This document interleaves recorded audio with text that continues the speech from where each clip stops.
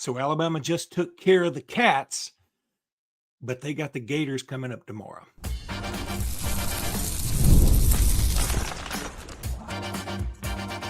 You are Locked On Bama, your daily podcast on the Alabama Crimson Tide, part of the Locked On Podcast Network, your team every day. Hey, everybody, and welcome back into Locked On Bama. Luke Robinson with the HSA Radio Network. That's me.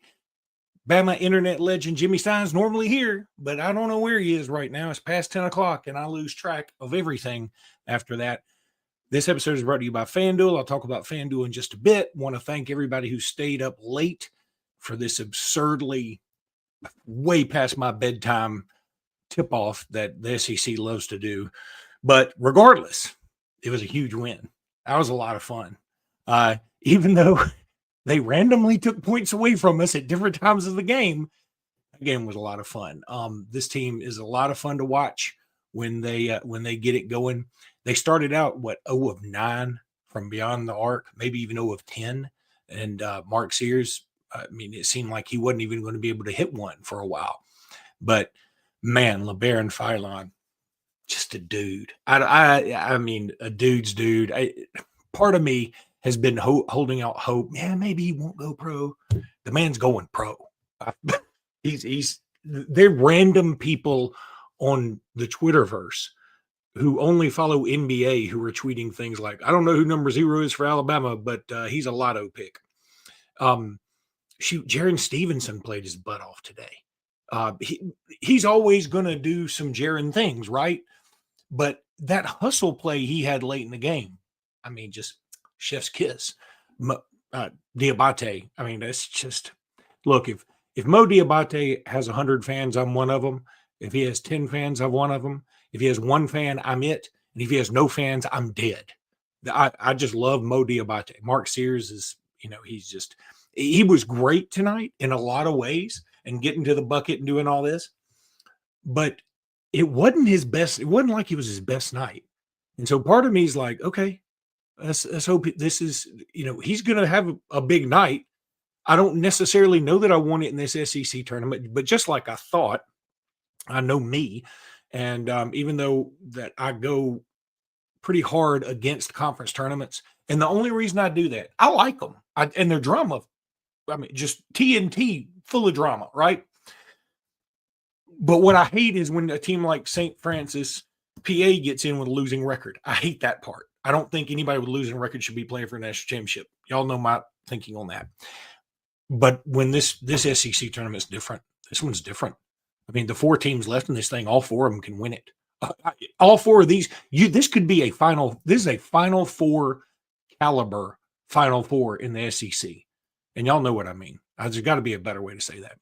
But awesome performance all the way around. I thought Nate Oates did a great job tonight. He's on top of his game right now.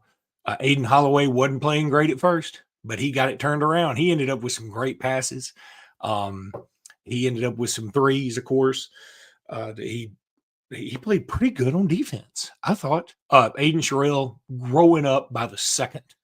Amori, I thought he played pretty well tonight. And Grant, I didn't even mention Grant Nelson yet.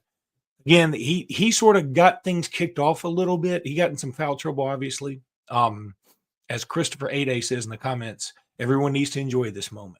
We're lucky. Now, I don't think, correct me if I'm wrong, Chris, I don't think you're saying that we're lucky like, oh my God, we're lucky that Kentucky had some injuries, or we just got hot and Kentucky was off. Or I think you're saying we're lucky to have this team and lucky to have this coaching staff. And I'm like you. I want people to remember that no matter what happens from here on out. If we lose tomorrow and if we lose in the first round of the NCAA tournament, yeah, I'll be upset. Yeah, I'll be mad. Yeah, I'll get on this podcast and say, hey, that was terrible. At the same time, I'll also say, I love these guys. I love this coach. I don't want him going anywhere. You get mad at your kids, but it takes a lot for them for you to disown them. I ain't disowning this bunch. I can tell you that. John Dent says, hey, Bama has injuries as well. Of course they do. Latrell Wrightsell, of course.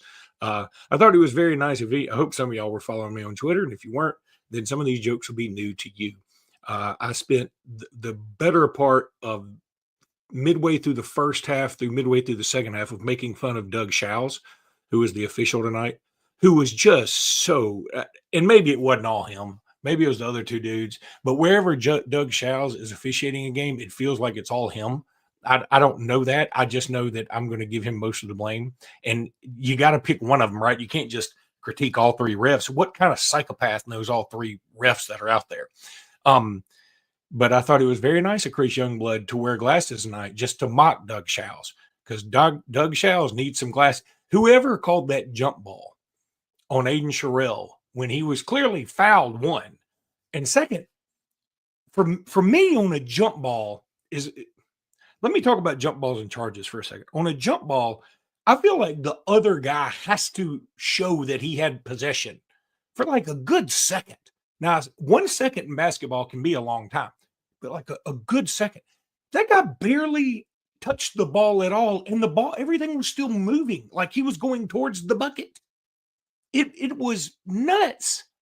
I mean, I was like, how do you call that a jump ball? I mean, if you want to say he's traveled, okay, I disagree with you. I thought it should have been an and one 100%. But I would have taken he traveled over a jump ball. And because some of the Kentucky people thought it was going to be a travel, I would clearly call it a travel before I would call it a jump ball. And somebody may say, well, it turns out better as a jump. No, it doesn't. Because I think it means that you're not paying attention to what the hell's happening. Logan Durham says, Luke, if Alabama beats Florida tomorrow, I feel it pushes us to the Final Four, at least momentum, and getting our get back would be huge. Getting our momentum back is what I think you meant. And I don't know, I guess, or mojo or whatever. Totally agree. I look, I don't think what happens tomorrow is going to dictate anything that happens in the NCAA tournament. Okay. I want to win tomorrow as much as anybody. And there is a chance, a slim chance.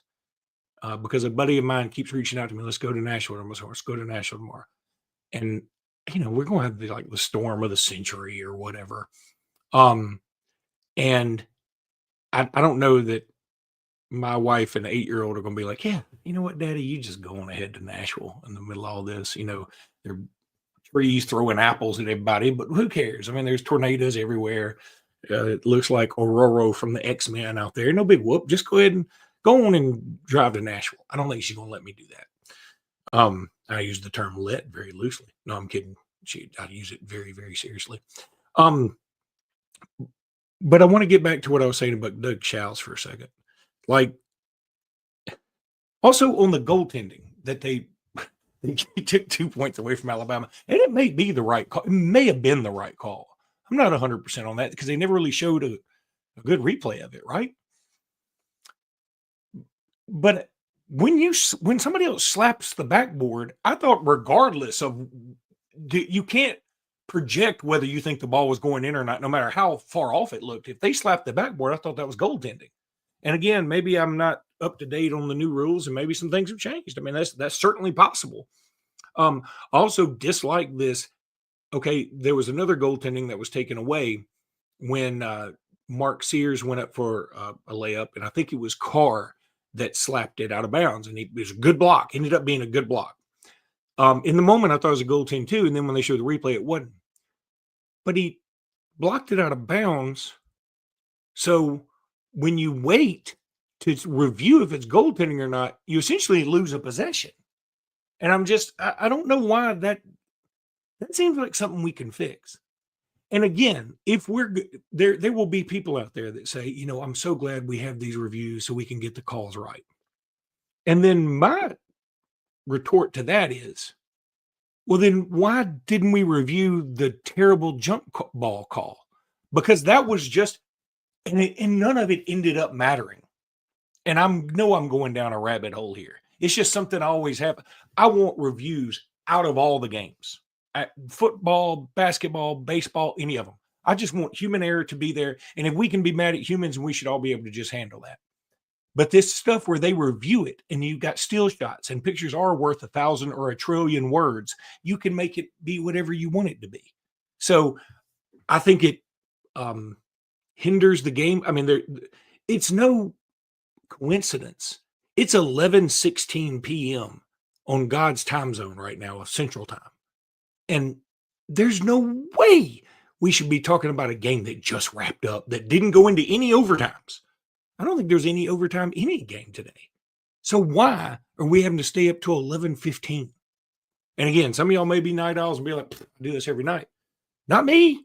Get up at about 4:30 every morning because I'm a weirdo. But my point remains. Now, I want to take a break. When we come back, I want to talk about how awesome this team is a little bit more because you know what? They deserve that. I just like to get on rants sometimes. Y'all know how I do.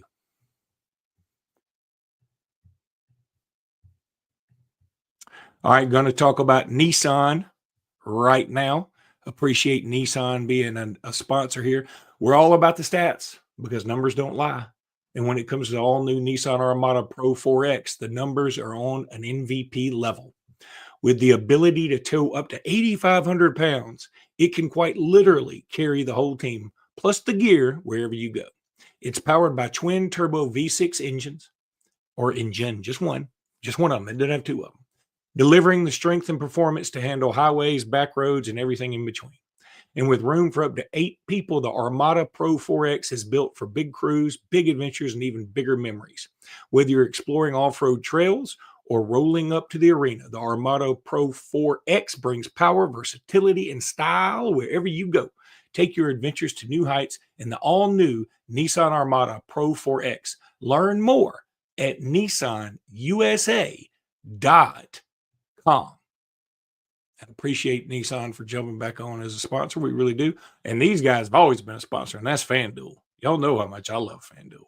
March Madness is here. We've seen it already multiple times these past couple of days, and FanDuel is giving you the chance to get in on the action like never before. Right now, new customers can get $200 in bonus bets when your first $5 bet wins. That's 200 extra bucks to use on everything from buzzer beaters to Cinderella stories and even who's cutting down the nets. Look, FanDuel's got everything you want, and you could have taken. I got a little funny story. I'm hoping that somebody out there took Alabama. Somebody that I dislike took Alabama -7.5 in the first half, and so when Doug Shows took those points away, somebody I dislike got hosed out of winning that bet. That's the only solace I take out of this whole thing. So visit FanDuel.com and get in on the college hoops action all tournament long. FanDuel is a lot of fun, and they've been a sponsor forever, and they are just really good at what they do, and the site is super easy. The app is awesome. Go check it out. You will love FanDuel. All right, so let's talk about this a little bit. Want to get into some of these comments. Christopher Ade also says, Bama-born, Batman-bred. I think he means and bred. But if he's bred by Batman, I would also brag about that. And he said, when I'm gone, I'll be Bama dead. I'm sorry. Batman bread may be something, or Batman bread also sounds delicious. I mean, you get all your carbs and you fight all the crime. I think that's wonderful. John Den says, thanks for coming on after the game. Look, I appreciate you for saying that. John Den, I'm going to say, official Ralph Sinatra says it's only 9:16 in Los Angeles. Yeah, and I'm sure it's like, 2:30 next Tuesday in Australia. It doesn't help me any. I'm still tired. I had to fly in from Philly today. So regardless, I'm going to tell y'all some more about this game because that really was a boatload of fun. And I'm going to tell you something. We aren't Kentucky when it comes to this. I feel for Kentucky a little bit right now. I don't know if y'all do. I mean, Kentucky really is the Alabama version of SEC basketball, right? And I do feel for them a little bit. I also appreciate them, man. They show up in droves. They had a huge contingent there tonight. I applaud them. I mean, I got nothing against Kentucky at all. I sort of dig how serious they take it all. I'll tell you this, that Amari Williams, that dude, he's still a hoss. He has gotten a lot better on his free throw shooting. Now, he missed a lot down the stretch, but I think at one time he was like 8 of 9. He's a tough dude to handle. Kobe Brea, we did a marvelous job on him tonight. Man, he hit that first 3 of the game, I think it was, for either team. And it was a rainbow, and it just looked pure as the driven snow. That guy's good. But our defense was better, a lot better tonight. And it should also be said that Kentucky's not playing at full strength. It doesn't matter come this time. I don't know if anybody's playing at full strength. Let's not forget, Darian Reed just got back on the court, literally. And that's one of our better players. And I want to go over a few of these stats. LeBaron Filing was 8 of 14. It felt like he was like 10 of 9, didn't it? It felt like he made more shots than he took. He was only 1 of 4 from beyond the arc, and at least one of them was a horrible looking shot. I don't care. That guy, he should never have to buy a meal in Tuscaloosa ever again. He only had 3 total rebounds, which seems not correct, but he had 4 assists. Mark Sears had 4 assists. Aiden Holloway had 4 assists. So all the guys that take turns playing point guard at some point for us, they all had 4 assists tonight. That's awesome. I can't tell y'all how much I appreciate that and love that. Aiden Holloway, LeBaron Filine, of course, led us in scoring with 21. Mark Sears, I guess he did only have 13. I was thinking he had more than that, but they did take 2 buckets away from him. So I guess he did only have 13. He was only 1 of 8 from beyond the arc. I'm going to chalk some of that up to playing in this venue. I mean, this place is pretty cavernous. I've been there a few times for SEC tournament, and it is a lot of fun, but you can get sort of lost in it. Now, the obvious retort to that is, well, then why didn't it hurt Jaron Stevenson, who was 3 of 5? I don't know. Or Aiden Holloway, who was 2 of 4. Or Mo Diabate, who was 1 of 1. The only thing I can say is I think it affects some people differently. And I think Mark also forced a couple of these. There was one time we were up either 10 or 13 in the second half when we were really starting to pull away, and we got a steal, I believe it was, and Mark comes down and just pulls up for one, and it was off the back iron. Look, I'm okay with Hibbs taking that shot. That's our offense. There will be some people, and in fact, my wife was like, that seemed like that was kind of early. I was like, yes, but that's also him. Not only is it him, it's us. That's what we do. So I think we need to, accept we're going to take some shots that leave us all scratching our heads as people who grew up playing basketball, knowing that if you take a shot like that, you're coming out of the game. That's just not the way this team's wired. Now, it doesn't mean it won't happen anymore, because Aiden Holloway got dribble happy there for a little bit. And early in the first half, when he first comes in, I think it was maybe his second time in, he dribbles in a lane, gets stonewalled, dribbles back out, and then takes an ill-advised 3 with plenty of time left on the shot clock. And Nate Oates rightfully took him right back out. But give Aiden Holloway credit. He came back after that and played awesome. So, look, what I'm really loving about this team is this maturity. Like, Aiden Holloway sort of got put on blast a little bit by what you would consider to be a player's coach. I think most people would view Nate Oates as that. And he didn't pout. He didn't sulk. He came back out. I mean, look, Mark Sears got put on blast, for the whole world to see in the second half of that LSU game earlier, right? And he sucked it up. And the announcers even talked about it when they weren't talking about how beautiful that blue color was. They talked about how Mark Sears grew up a lot in that moment after the LSU game. So I think that was very important. I think it should be noted Jaron Stevenson did have a great game. Look, he was 6 of 8 from the field. He made his only free throw. He ended up with 16 points. Very nice. Mo Diabate, it doesn't have the minutes here yet from ESPN, so I'm waiting on those to come through. I mean, it takes them a minute to get all that situated and official. But Mo Diabate he's just ridiculous. 5 of 6, 1 of 1 from beyond the arc, 2 of 2 from the stripe. He had 8 rebounds. Now, they were all defensive, but he had 8 big rebounds. And he didn't have an assist, which is a little weird because he usually does chip in with an assist or 2. He had a steal. He had 2 big blocks. He did all that with only getting 1 foul. When everybody else, was it just me, or did it seem like Alabama was, just piling up fouls like cordwood there for a while? I want to see Jeff Horn says he agrees with Bill Robinson. Now I got to find what Bill Robinson said. He said the reversal of calls 45 minutes after the fact is absurd and should be changed. I talked about that earlier. I don't know if you were here. It's stupid. It can affect everything. Look, I don't know if it was Nietzsche or the old saying about the fluttering wings of a butterfly can create a tsunami halfway around the world. I don't remember exactly what the saying is, right? But I do believe that, when you have a call like that, if we're going to do reviews, go ahead and do it. Just go ahead and do it. Now, I'm fine with taking all reviews out of the game from here on out. Even if your toes on the line for a 3-pointer, I don't care. Because as earlier today, when Missouri was playing Florida, if y'all remember, Missouri, I think Florida committed a foul with like 2 seconds left, and they were up a bunch. And it didn't matter. And most people were like, you could let that go. And Carl Ravitch, or either Jimmy Dykes or Carl Ravitch, very jokingly said, hey, if it's a foul in the first minute, it's a foul in the last minute.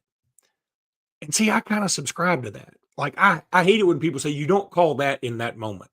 Well, if it's a foul, you call it, right? I mean, why do we think it's like if a team gets on a run that you're supposed to be able to let them play more physically? I just think that takes away from what basketball is. Regardless, Alabama with a huge win. And I think now we can turn our attentions to more pressing matters, which is going to be a very difficult Florida team tomorrow.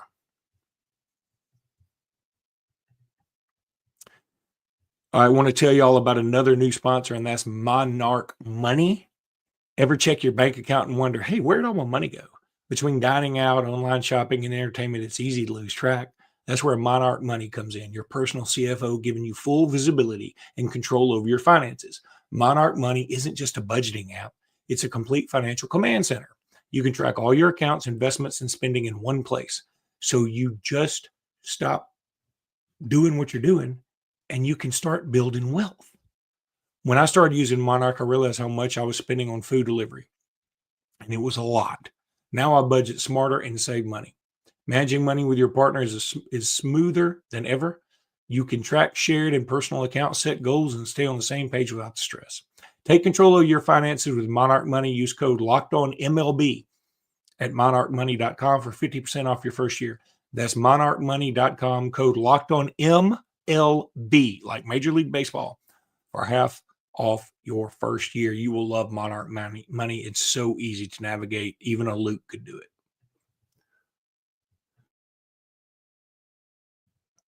All right, so let's talk a little Florida. As I'm getting choked up thinking about Florida, so I'm going to mute. I actually used the mute button correctly. Feel free to applaud. Florida's tough, y'all. That's going to be a tough game tomorrow. They got dudes everywhere. They got height everywhere. They got a team. They got a squad that can win it all. Now, we do too. And part of me is saying that I'm not super worried. I mean, like, tomorrow's kind of gravy, right?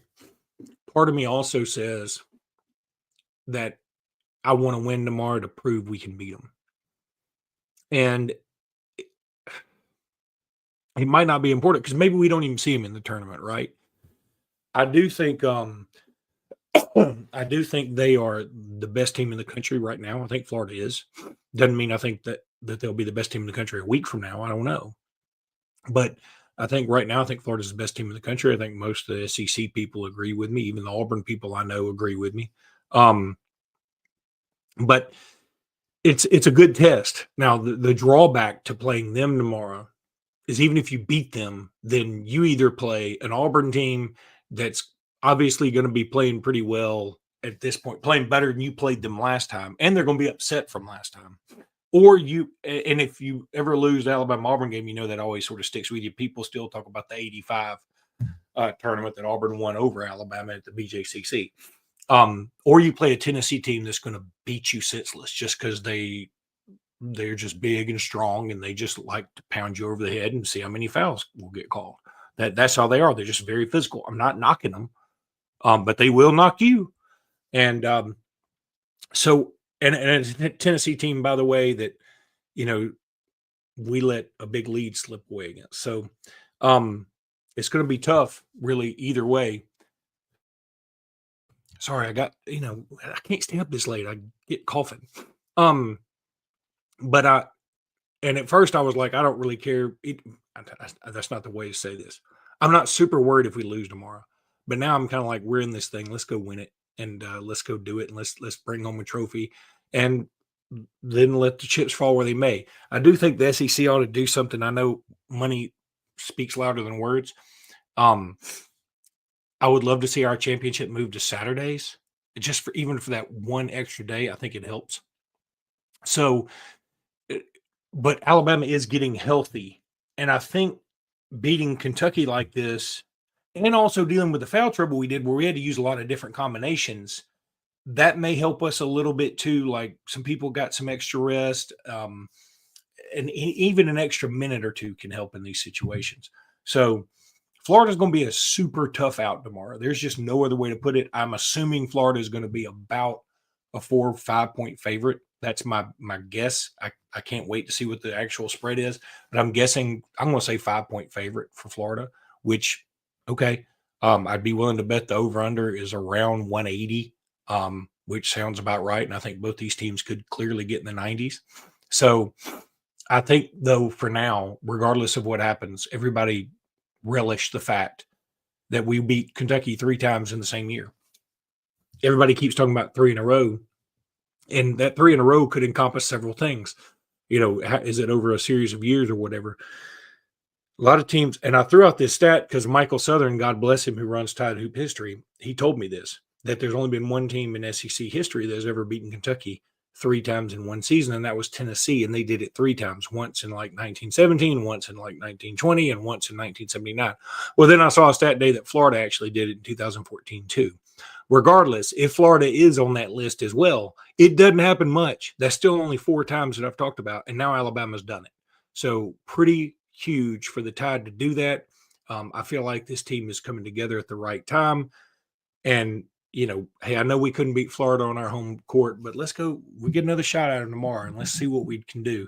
Jimmy and I will be back tomorrow morning. I hope. I got to get in touch with Jimmy. I really do hope that Jimmy can be with me in the morning. And until then, appreciate all you guys coming out. Appreciate every one of you. Let me tell y'all one quick story. Don't leave just yet. Tell you a real quick story. So today, I fly in from Philadelphia, and when I get to Birmingham, I call an Uber, and it was a gray Toyota I was supposed to get in, and the guy's name was Steven. So there's a gray Toyota, and I go and I open the door, and I looked in the car real quick, and like my mind weirdly processes this all very fast. I was like, man, there's a bunch of crap in this Uber. Like, they had shirts strewn everywhere. And I was like, Steven? He goes, no. And I was like, okay. So that explains that. And then I looked, and there's another Toyota Corolla right in front of this one. This also happens to be gray. So I opened the door, and I said, Steven? And the guy goes, no. And I'm about to slam the door because now I'm like, okay, what's going on? And the guy said, no, I really am Steven. He was joking with me. And I got in the car, and he said, are you locked on Bama? And I said, yeah. And he was like, where's your sidekick? And for those who don't know, Jimmy and I aren't even in the same city 99.9% of the time. But the guy was great. We spent most of the time from the airport to my house talking about Alabama. He actually played baseball at Alabama in the 70s. His brother played football for Alabama, I think it was. He's a great dude. I really enjoyed my time with him. And it was just funny that he was able to pull that off and trick me for a minute. All right, that's going to do it for today's podcast. Until tomorrow, roll Tide, everybody.